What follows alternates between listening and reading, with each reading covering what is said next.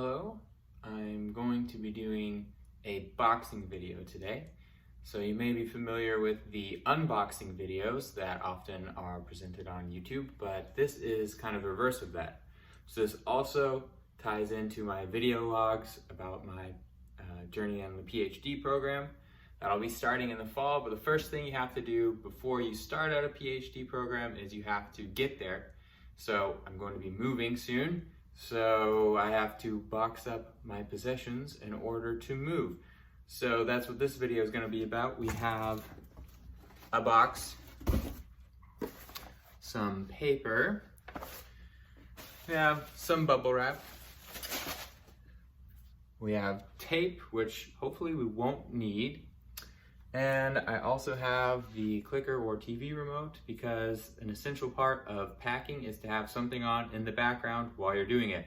So I'm going to be watching or having Wimbledon on in the background while I pack this box. So there's that on, and now I will bring over the items that we are going to pack. All right, so I brought over some of the items we're going to be packing, which are glasses. Here we have a nice Yoda glass, and also mugs. Have a nice assistant to the regional manager mug. Try not to break things while you're doing this, of course.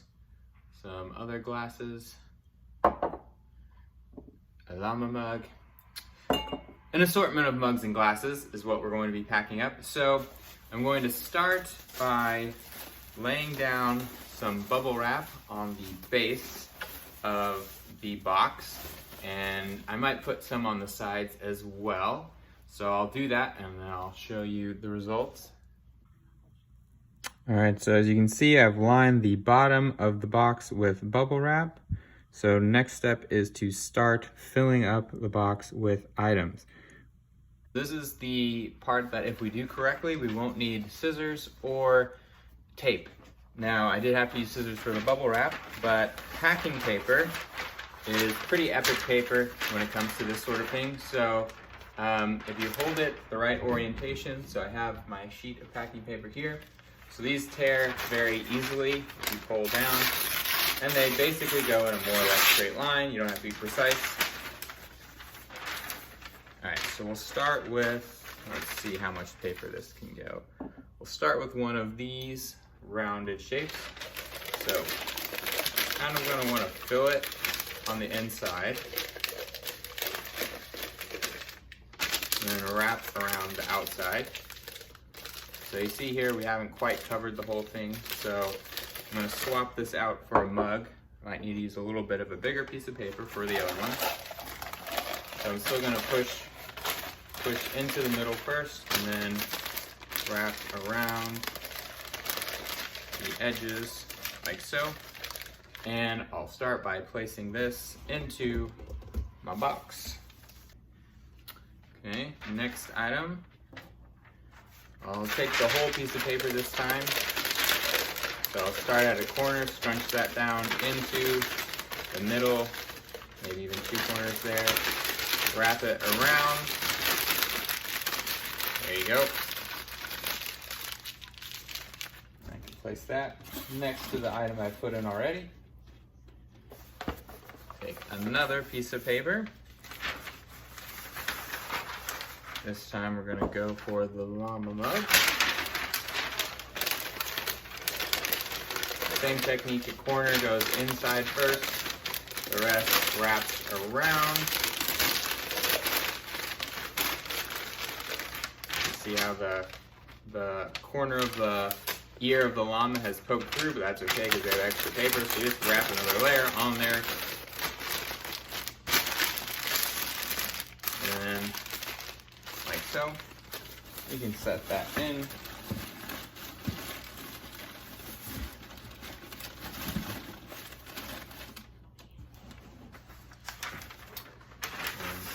Take another paper. We'll just try to use half a piece of paper this time.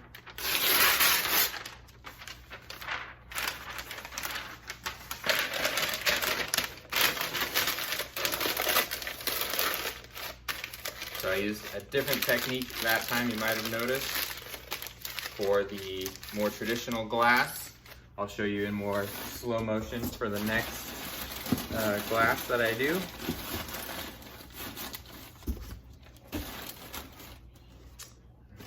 So what I did that time is, instead of starting at a corner, I just wrapped the whole glass like so, and then folded up the bottom and pushed in the top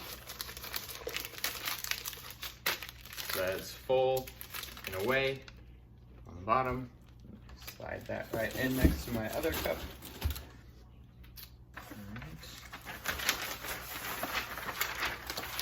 I'll do that again. Try to rip it in half approximately.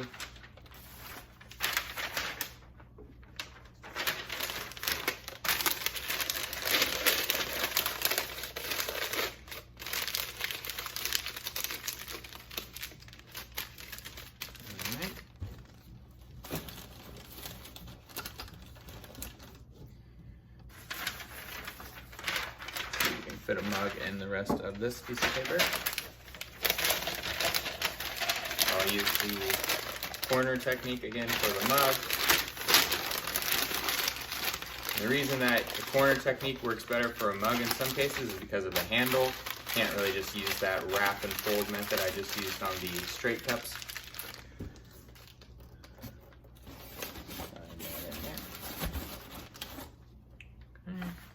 So I got a few more items that I had already brought over before we bring over the next group.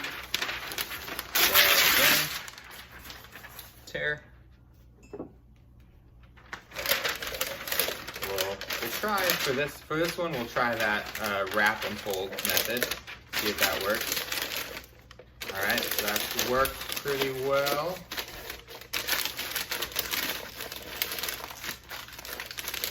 Yeah, that's worked well. Folded inside of the cup has paper as well. You can slide that in. All right. Then this time we have a slightly different shaped mug, but it should still work the same way. We'll put the corners in first, kind of fill the center. Then we'll fold around over the top. There we go.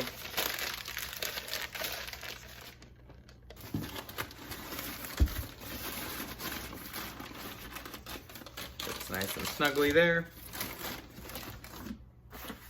And then we'll stop there to get some more.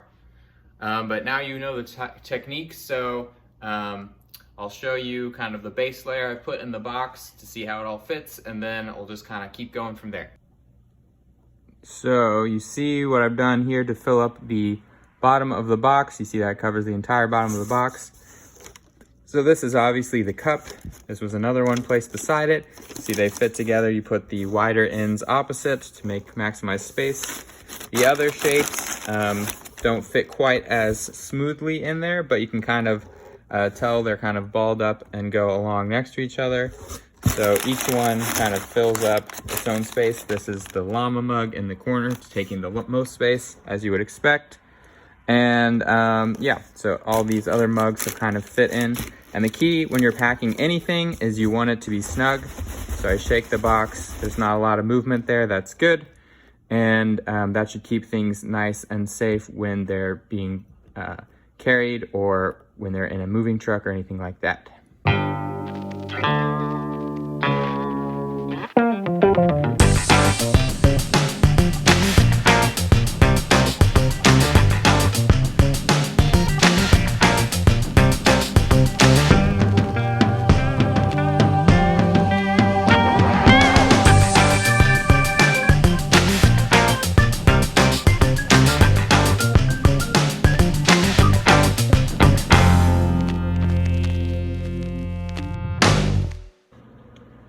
Okay, so again, I've laid down another layer of the glassware and things.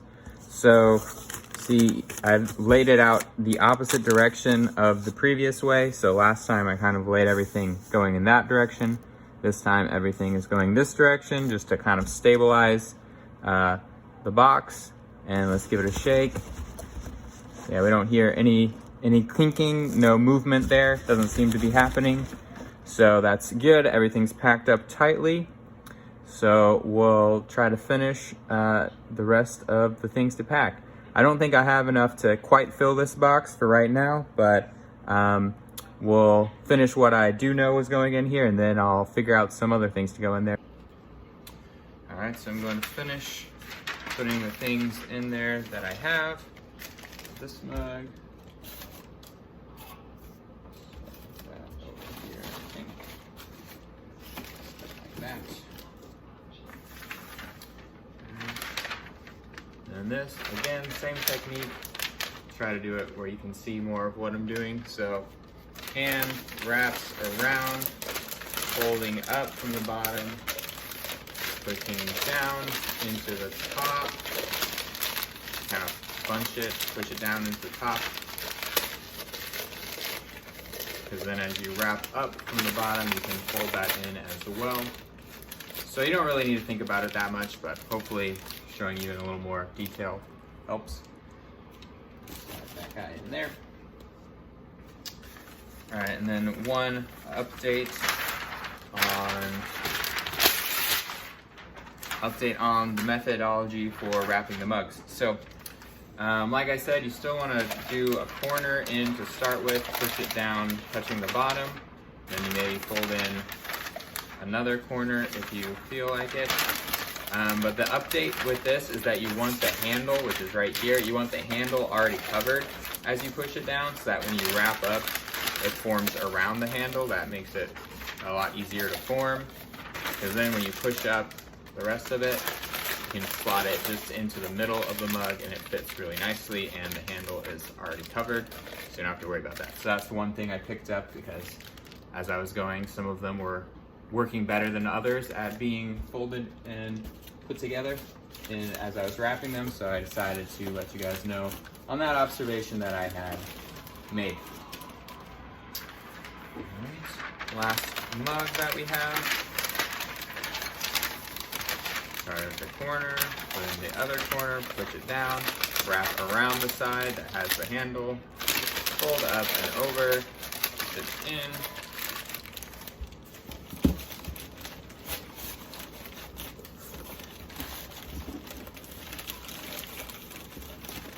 And I think that fits in there.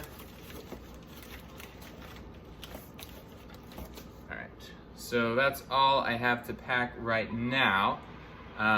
I might finish this later, but basically all that's left is you can tape the box. I might put another layer of bubble wrap on the top. In theory, you could have also been putting layers of bubble wrap or just extra paper even in between each kind of layer as I stack things in there. But this box is a pretty thick cardboard box, so hopefully that will compensate in the same way that it would have if I had put extra padding around it. So I think that should be fine. Yeah, so this has been my boxing video. If you're very disappointed that I didn't actually tape the box shut, let me know and maybe I'll make a separate video just of finishing taping the box. But yeah, hopefully you learned a few things. I made progress packing, and yeah, so that's all there is to it really, and now just many more things left. See you guys later.